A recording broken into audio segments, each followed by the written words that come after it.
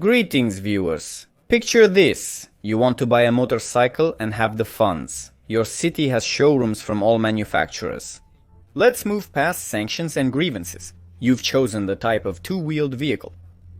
It seems like a perfect combination, right? However, I know a type of motorcycle that none of the dealers will sell you, and it's a motorcycle with a diesel engine.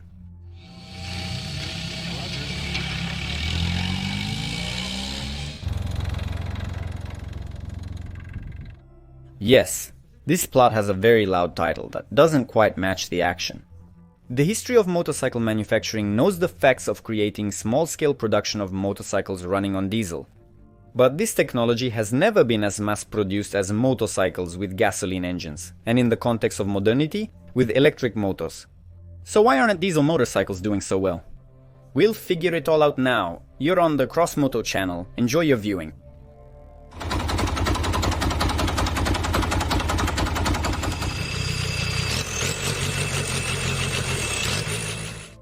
The diesel engine, named after the German engineer Rudolf Diesel, is a type of internal combustion piston engine where the ignition of the fuel is caused by the elevated temperature of the air in the cylinder due to mechanical compression. This is the fundamental difference of such an engine from gasoline engines, which use a spark plug to ignite the fuel-air mixture. Why did such an engine appear at all? It all comes down to economy and efficiency. Early internal combustion engines were inefficient. The fuel market also differed from today. Scientists and engineers were thinking about creating a more efficient device. As far back as the distant 1824, Nicolas Léonard Sadi-Carnot formulated the idea of a thermodynamic cycle, which subsequently became the Carnot cycle, asserting that in the most economical heat engine, heating the working body to the combustion temperature of the fuel requires a change in volume, that is, rapid compression. Later, Rudolf Diesel found these ideas appealing. The first prototype of such an engine was designed by Diesel in the early summer of 1893 in Augsburg. This was preceded by a long theoretical and practical activity, as well as a struggle with the onslaught of critics and the search for sponsors. No, things didn't go smoothly right away. Several more years passed before a practically applicable model, called a diesel engine, was ready.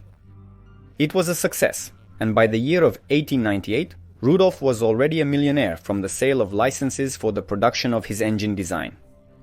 Since then, this engine has gained widespread use thanks to a number of advantages. It has a higher efficiency compared to gasoline engines, diesel is economical, it has excellent torque characteristics at low speeds, and so on.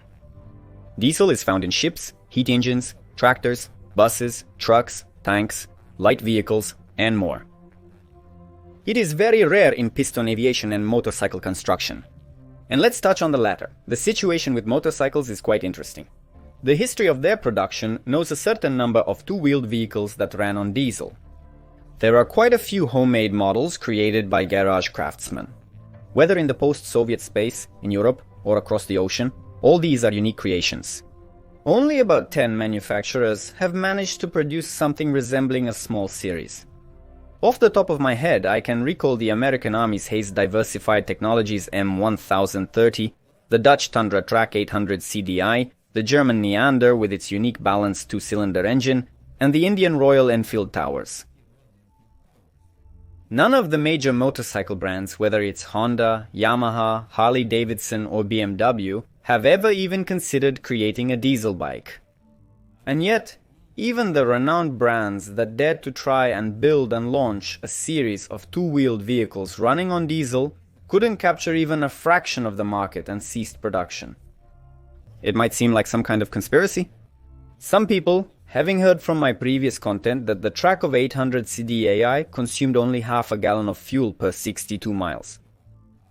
And the Bacarda era around 2 whole 3/10, quite seriously write comments that the secret world government is pushing similar projects. It is beneficial for them that you buy gasoline at a high price and in large quantities and burn it.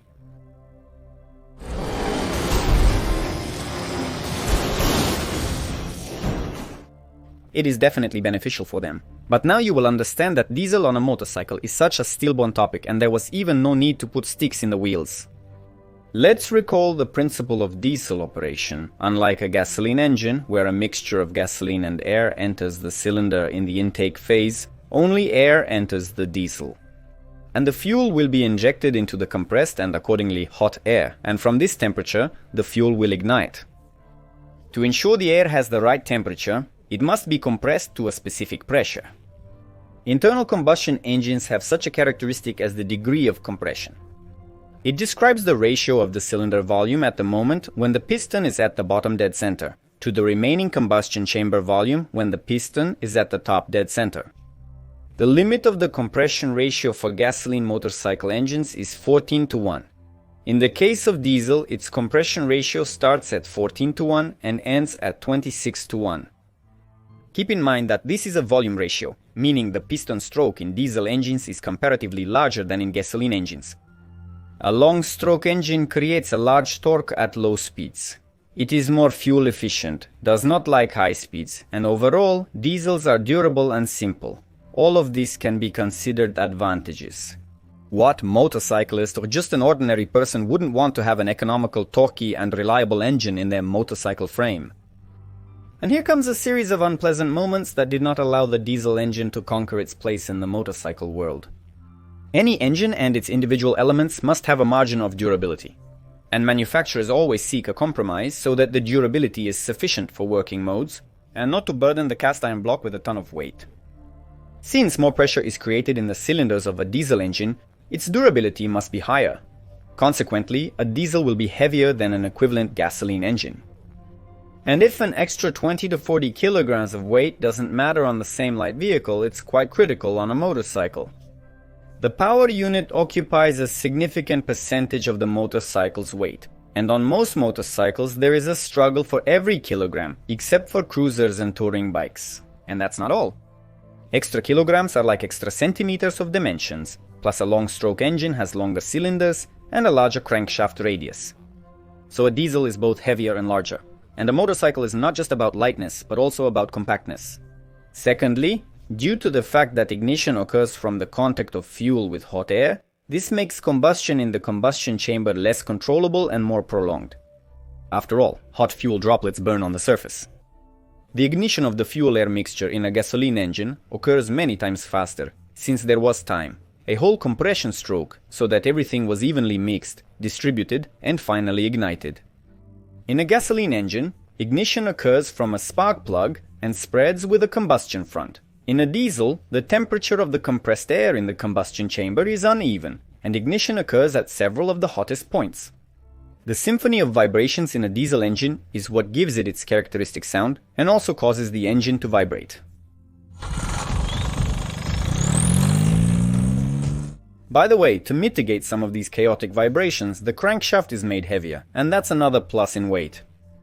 Some people might enjoy the vibrations on a motorcycle, but try riding a few hundred kilometers on such a vibrator. You won't like it. And in the long run, it can lead to health problems, like issues with your joints.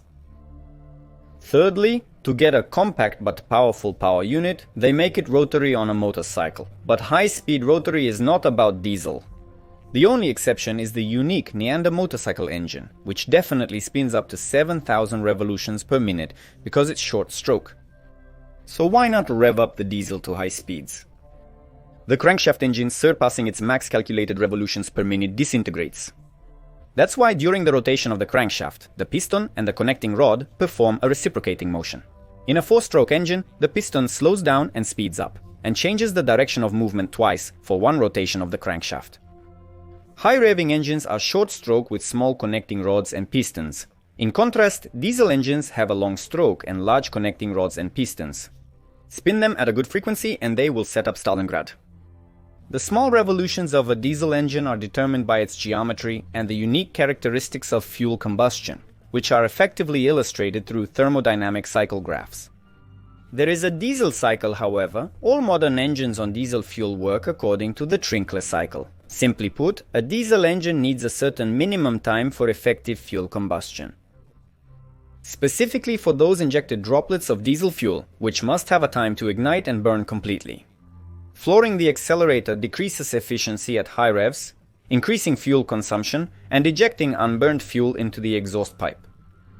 From relatively modern solutions for diesel, which directly improve its performance, this is common rail, which appeared in the 90s, but was conceived by theorists back in the 1930s.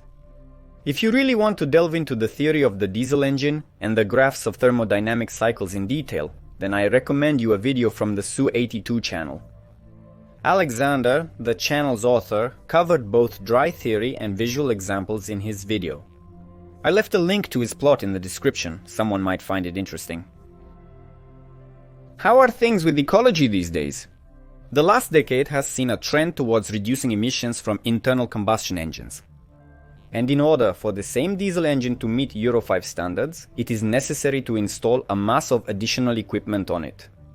This can be done on a car, but on a motorcycle it leads to an undesirable increase in mass. For example, the most massive diesel motorcycle, the Royal Enfield Taurus, owes its successful appearance to a favorable set of circumstances. In essence, the Indians took the factory gasoline Royal Enfield Bullet as a basis. They replaced the engine, keeping the original gearbox. It was produced in the 80s and 90s. It was pointless to economize, diesel was cheaper than gasoline, and the Taurus engine could burn any swale that was refueled in the countryside. Moreover, it consumed illegally little fuel, only about 10 liters per 100 kilometers, and was extremely simple and reliable. The motorcycle had drawbacks, weighing 10 kilograms more than the base gasoline model. Its power was only 6.5 horsepower against 22, and it could only go a maximum of 60 kilometers per hour, which it still needed to accelerate to. Since it was a purely working horse, they generally turned a blind eye to its very modest dynamics. As they say, the main thing is that it's not on foot. In fact, Taurus stopped production in 2000 specifically due to tightening environmental standards in India. And here we come to the most important reason why they don't make diesel motorcycles. The prior issues, increased weight, enlarged dimensions, and reduced maneuverability, are tolerable. And certainly there would be a certain number of people who would be thrilled to own a diesel cruiser or a touring bike, or just a motorcycle for the countryside, like Royal Enfield. But what is the main reason motorcyclists love motorcycles?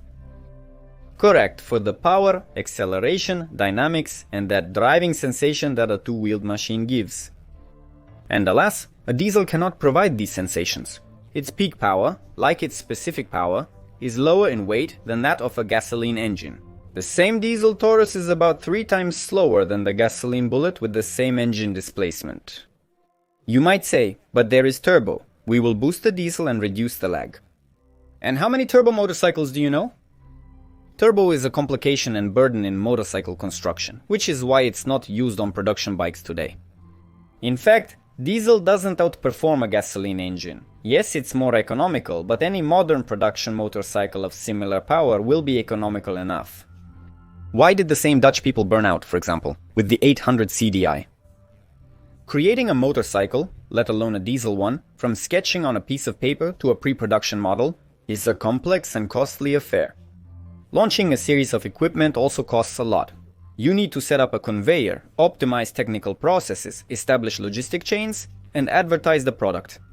Any completely new motorcycle on the market either costs more at first, or the company sells it at a price competitive with others. Take a bite in the hope of getting a quantity in the future. And if it becomes popular with the public, then they start to mass produce it, its cost decreases. In 1998, the Track 800 CD cost $17,500, while the BMW F800 grams S cost around $10,000 in the same year. At the same time, how much of a diesel tug fan do you have to be to pay €7,500 more for a motorcycle that is twice as slow and less dynamic? Why did the HDT 30,000 turn out to be quite mass? There they simply didn't spare military money, and when state purchases ended, production went to zero. Yes, big corporations like Honda would have been forced to design a diesel motorcycle. They would have found a way to cover the costs. But why? Africans are selling pretty well too. Big corporations have been pouring money into electric vehicle development for the last 15 years, which is why there are no diesel motorcycles. Who are they being produced for? For the tiny fraction of motorcycle enthusiasts willing to ride a heavy, poorly handling bike that gets poor mileage and sounds like a tractor exhaust, it won't appeal to anyone. A modern motorcycle is largely a toy that's supposed to increase the rider's production of endorphins and adrenaline. In the 2020s, motorcycles are rarely used to transport wood from forests or potatoes from fields. although there are still plenty of such people, and they would probably appreciate a diesel motorcycle. Not for speed and drive, but purely for practical needs. Friends, my story is now ending. I hope I managed to explain in clear language why you will never buy a new diesel motorcycle. If you like the plot, don't hesitate to like, comment, and share it with your friends. This was the CrossMoto channel. Until next time.